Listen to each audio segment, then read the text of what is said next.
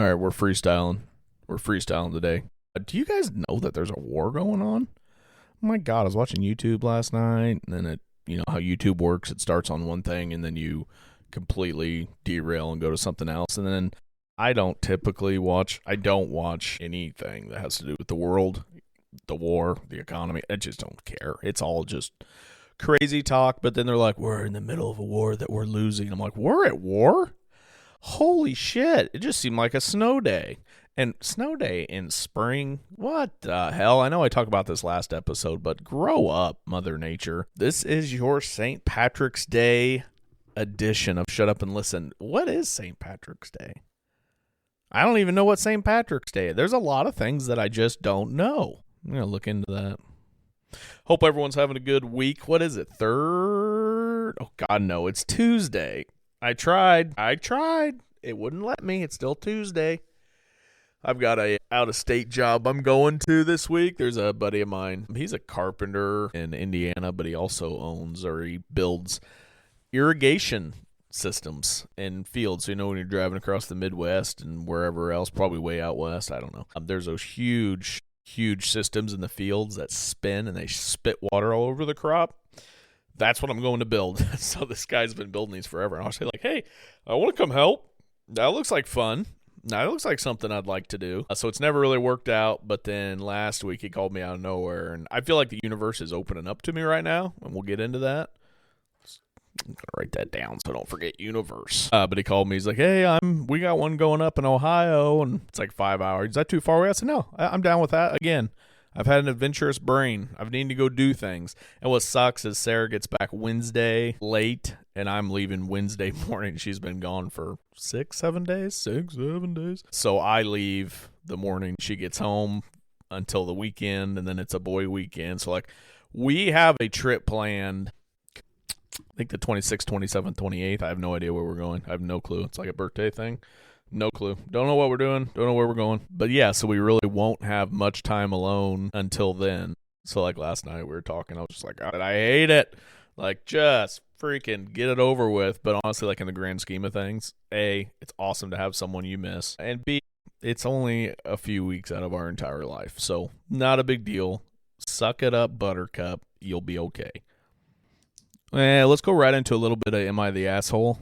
But this Am I the Asshole is brought to you by a premier sponsor, Brighto Bagels at Brightside Kitchen. You can find them at 106 East McClure Avenue in Peoria, Illinois.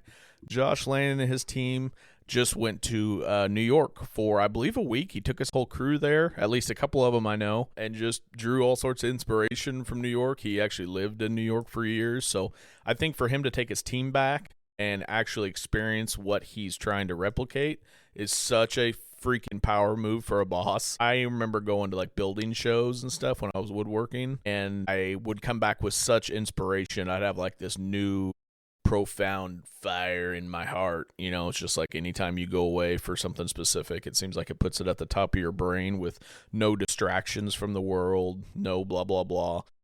So I think for him, it was good to take his culinary team and really just kind of embrace themselves. And he's like, I had all sorts of carbs. He said like 13 donuts or 13 bagels and like all this other stuff. I'm like, oh, those are vacation carbs.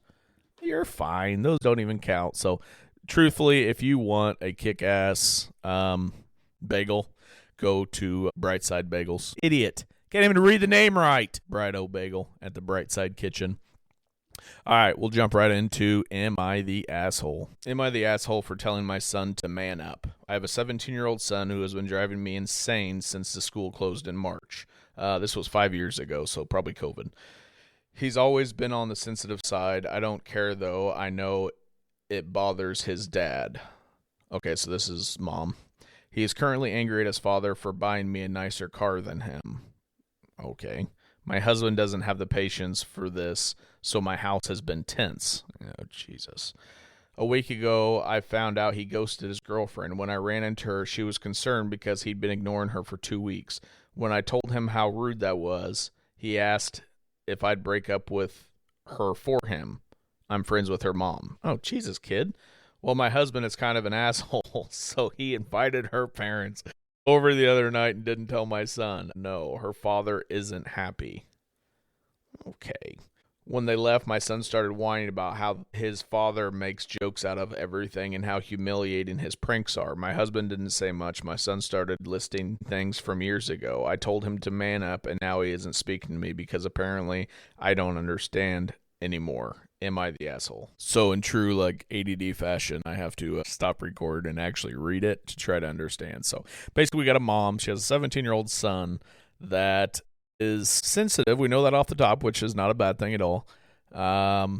He's mad at here's the list. He's mad at his dad for buying his mom a nicer car than him. I think that's just how it goes.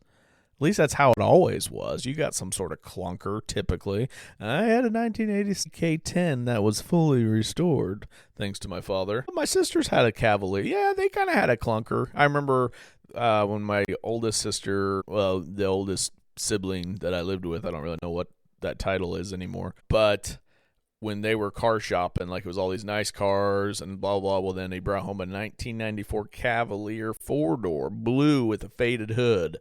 And you would have thought that hell froze over. I remember a lot of tears. And the compromise was Dad said, I will buy you a CD changer, the ones you put in your trunk back in the day.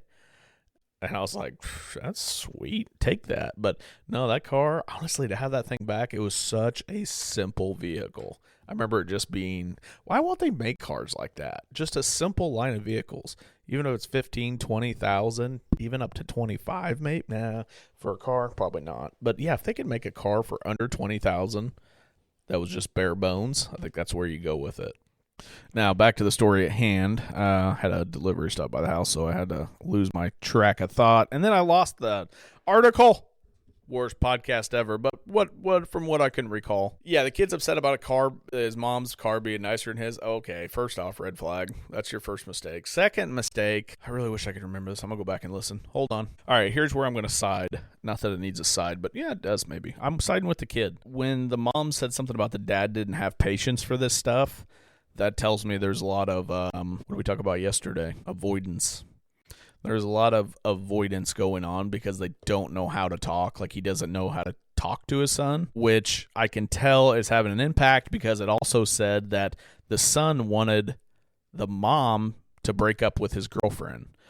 That shows me that this child, because he is a child, he's 17 years old, does not have any sort of communication skills, does not know how to regulate emotion, does not know how to feel his feelings, because his dad was he showed a little bit of that dismissive avoidance in his life. So, and then even to like bring it all together, it talks about how his dad's always pranking, and the dad inviting the girl's parents over. Like I've talked on a podcast, that's such bullshit. Yes, he's 17, he's a kid, but also this is the biggest thing he's ever dealt with. And then how do you respond as a father? You invite the ops over? Come on, man. Like, I think that's just very ignorant fathering, if you ask me. And ignorant is not I always say that, ignorant is not I'm not calling him ignorant. I'm using ignorance as like what the word means. It's uneducated about the situation. He's being very ignorant to his son's feelings, which is rough. Man, it's rough. I remember I had his dresser in my room, like an old wooden tall dresser, and it's like there was a mirror on it. That's like where I did my hair in the morning for like junior high, high school. It's where I got ready because there was no bath. The girls were always in the bathroom, so yeah, I wasn't going in there. But anyways, I remember going up there one night. Like I don't know if I just got broken up with or I did something wrong in a relationship. I got caught doing something. I remember just like swiping the entire top of my dresser off and just like screaming. Like, I think that was really, like, my first adult outburst. I'd have been 16, 17. And in my house, like, Dad wouldn't come upstairs much, like, just to go to bed. But, like, if Dad was upstairs, because it was just the bedrooms and a bathroom, if Dad was coming upstairs at a different time, like, you were probably in trouble. The sounds of footsteps coming up the stairs. It was just like, there's 15 steps, and there's 3 after you turn. So, like, counting them as he came up, and my bedroom was first. I'm like, yeah. But on this instance, I don't remember if he came up. But I remember hearing, my God, you're 17 years old, almost like dismissing it. And I remember hearing that and thinking like, well, it feels like this matters. Like it feels like a big deal. Is this not supposed to be a big deal? Like, God, it feels like a lot. It feels like a lot of a deal. But I feel like this author's son is kind of in the same boat. Like he doesn't know how to break up with his girlfriend because he's never had to talk about that, or he's never talked about it. He doesn't know, maybe all he knows is like he's going to hurt her feelings, or he's going to get in trouble for saying how he feels. But then like at the end of the story, like at the end of the thing, it said like he finally let a lot of stuff out, like making examples.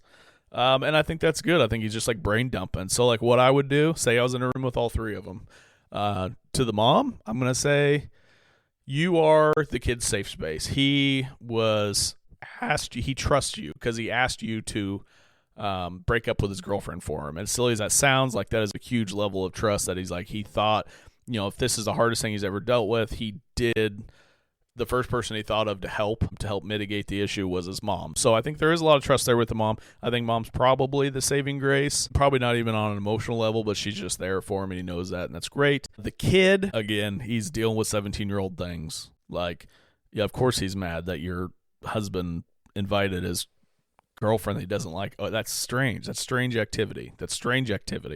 But I think like 17-year-old, that's a crucial time in a kid's life. And I think I say that about every age my boys get. I'm always like, oh boy, this is a crucial age for them. But you can't fault the kid for having feelings. I think it's just one of those things I wish that could evolve to know what feelings are. And then he could manage it a little bit better maybe. But obviously I'm not faulting a 17-year-old kid for nothing. I'm not faulting any kid. I'm not faulting anyone under the age of 25 for anything. We didn't know what we were doing at 25. Are we crazy? And then as far as the dad, like, this is just my observation from not knowing them, what I was offered in the story. So I could be way wrong on who he is, but as far as the story and all the facts that I have, I think he's just like really maybe one of them. And again, immature is, I'm not calling the guy immature, but he has immature ways, and everything's just kind of a fucking joke to this kid. Like everything this kid does, I feel like this dad everything's a fucking joke. Nothing's valid. It seems like maybe it's always the kid's fault. And that's reading in super deep. And maybe it's just like kind of some feelings that maybe I have.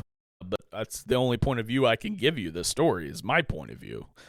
It doesn't mean this is the only view that matters. It doesn't mean this is right or wrong, but this is just the way I see the story. So yeah, in my head right now, if the dad was sitting there, I was like, dude, what's the hardest thing you've ever dealt with? You got divorced at 35? Well, guess what? Your son right now is 17. This is the biggest thing he's ever dealt with. Like, quit dismissing kids.